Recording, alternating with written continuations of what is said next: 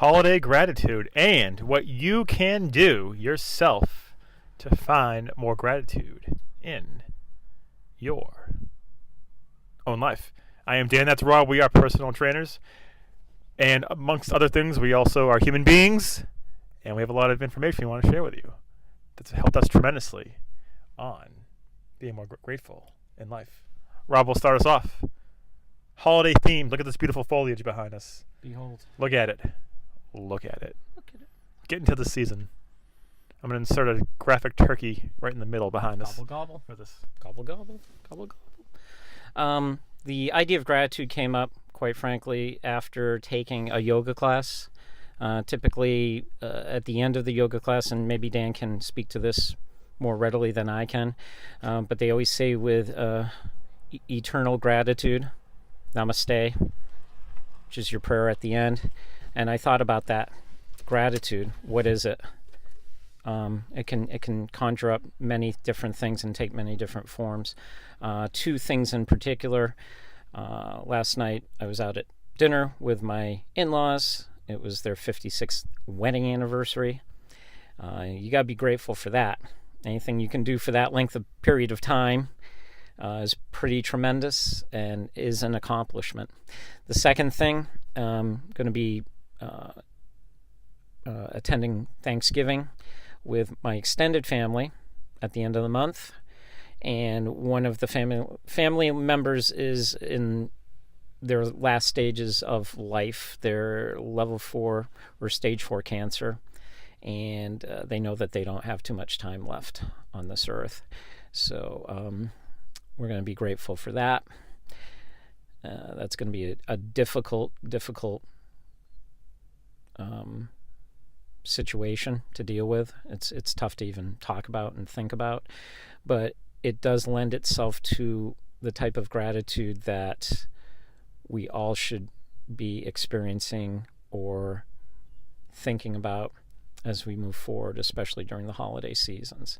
And when you think about gratitude, I mean, really think about the gratitude that you have to be able to partake in anything. For us to be able to partake in this video, the ability to be able to think things through somewhat clearly, to see things, to experience things, to talk to you about physical culture, to put together the workouts and the videos. We're eternally grateful for that. We're grateful for the feedback that we get from you as well. And think about the fact that you have the time and the resources to do that. We are truly blessed in the fact that we live in the most prosperous time of our existence.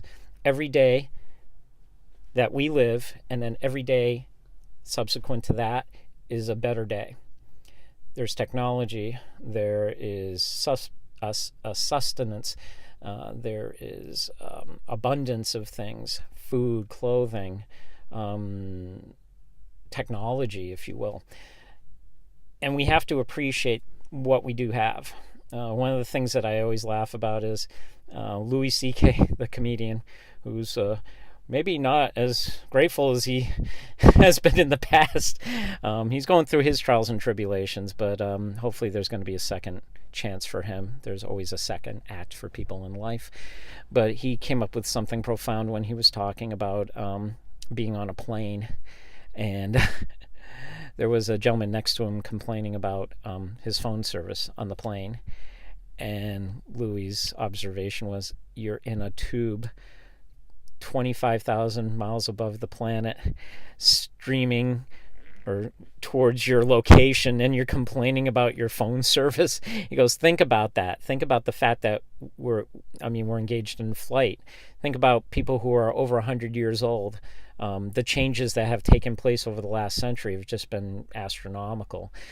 Even my in-laws, they grew up in a time when there was no refrigeration. And it's, you get ice for the ice box. There was no transit system. There was no highway system. That came about in the 50s. So you couldn't transport food and goods across the country. You basically had your ice box, and whatever you had, and you had to make do with it. Even 20 years ago, I'd be out on a job, and it's like, I didn't have a cell phone. I had a pager. And it's like, what would I do for phone calls? Oh, I'll go to the trustee's payphone. I had to make sure I had quarters. And now look at us. I mean, we have cell phones that are yay big. We can do everything on them. In a lot of ways, it makes life a little bit more confusing. And I think what it does is it adds to the complications in people's lives. I think people become more impatient, if you will. And this also tends to gear us towards the gratitude scenario. They become impatient. It's like things have to get done right now. Right here and now. It's kind of like back to the Louis C.K. thing. Oh, my phone's not working. What the fuck is wrong with it? We have to slow down. And we have to look around us and look at the abundance that we do have. And really appreciate things for what they are. Because you know what? They don't last. They just don't. And if you don't appreciate those things, you're just going to lose out in the long run. And I'm going to turn over the mic to Dan because I know he's going to formulate some ideas. He's been thinking, the wheels have been turning, and he's going to expound upon this. I have nothing to add. Thank you. It's been great. I just want to share something quick that's been pretty powerful for me. And someone said to do it, and I thought they were stupid, and I thought it was a waste of time, and I thought they were idiotic. It wasn't Frederick, as you may have seen in his previous video. See, there's his picture again. That guy. There, he's so handsome. Look at him. He's dashing. Look at him. What a dashing fellow. It wasn't him, but no. You've probably heard it, whether it's in the movie The Secret or whatever it might be, whatever is out there, that before you go to bed at night, you should list what you're grateful for. And it sounds corny, and it sounds like a waste of time, and it sounds, yeah, okay, great. What's it going to do for me?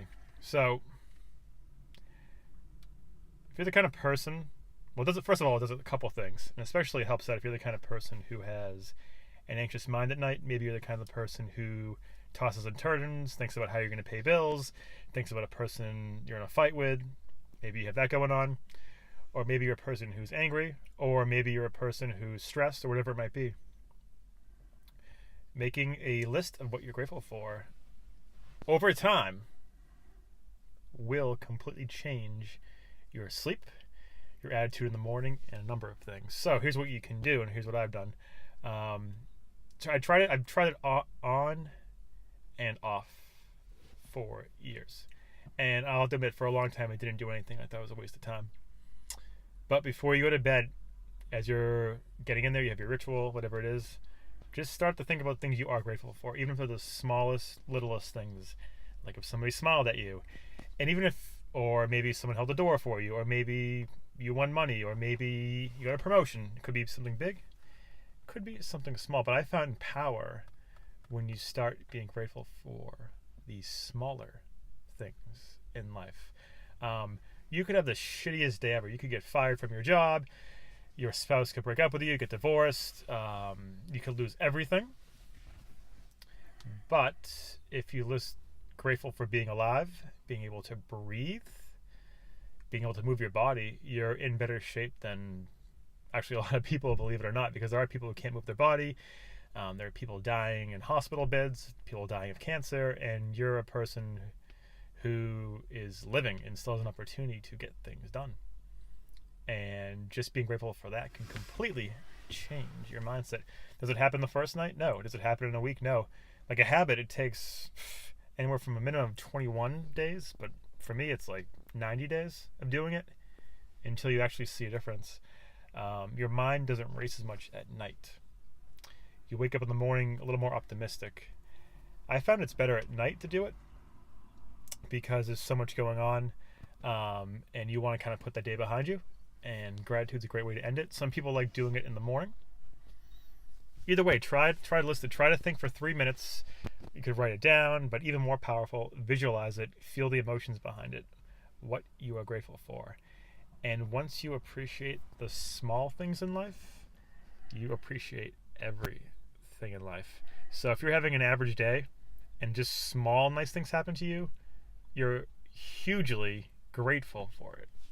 You don't have to be chasing big, huge things to happen. Like I know people who, unless they're having the best day ever, they're not happy. Unless they trained 10 clients, unless they made $10,000 that day, whatever it might be. if you can appreciate the small things, you'll be a much more joyful person. Future topic video will be finding eternal joy instead of chasing happiness. By doing this is a teaser, but by doing this, you'll be able to find more daily joy in life. So thank you for listening. That's all I have to say. Dan hit on something very cogent. It's about the small things. It's about the small things, not about the big things. I think we get lost in the muck and the mire of that. And look at the beauty behind us. How awesome is that? Behold that. Look at those colors. That's God's creation. Not that car, but look at those colors. Yellow, green, orange, red, pinkish.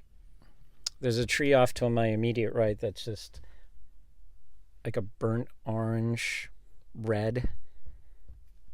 It's just breathtaking.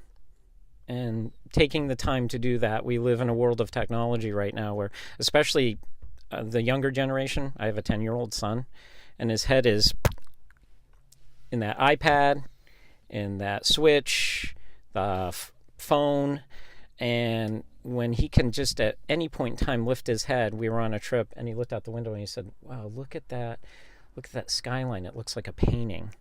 I felt like there was hope. There's hope for him. He's breaking through. A lot of kids don't. A lot of kids just get caught up in the technology. The little things. Focus on the little things. In tandem, we talked about planning your days, a to-do list. You can do this in tandem with that. You can, like Dan said, you can visualize it. You can write it down if that's easier for you. Do it in tandem with your to-do list. Okay, what am I going to do the next day? What am I going to accomplish? And what am I grateful for in doing this? I think that's a great 1-2 punch, as a matter of fact. I think it keeps you focused, but also keeps you really hopeful about what you're accomplishing and what you've done in the past as well. I think we're so consumed with pushing forward. What's the next thing on the docket? What's the next thing on the table, that we lose sight of what we've just accomplished in the past? And we should be grateful for that as well. I don't know if you wanted to add anything beyond that. That's all I have. That's all you had. So as we approach the season of giving, we approach the season of holidays. Gratitude. Be grateful for everything that you have moving forward.